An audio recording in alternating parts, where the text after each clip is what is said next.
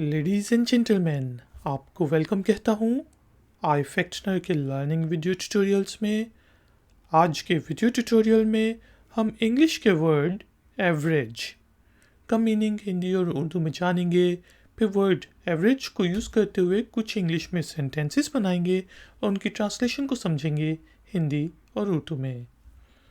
Word है average, spelling AVER aver और AGE rage, average.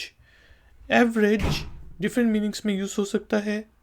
जैसा कि एवरेज आमतौर पे हम कहते हैं औसत, यार तुम्हारे एवरेज मार्क्स कितने आए, 73%, यानी कि डिफरेंट सब्जेक्ट्स में मिला के आपका औसतन कितने मार्क्स आए, एवरेज कितनी आई। या फिर हम एवरेज को उस मीनिंग में भी यूज़ कर सकते हैं जिस तरह हम कहते हैं कि यार वो एक एवरेज स्टूडेंट है, बहुत लाइक भी नहीं है, बहुत नालायक भी नहीं है, बल्कि दरमियान में। जब औसतन स्टूडेंट निकालते हैं तो दरमियान का जो स्टूडेंट बनता है वो होता है एवरेज स्टूडेंट।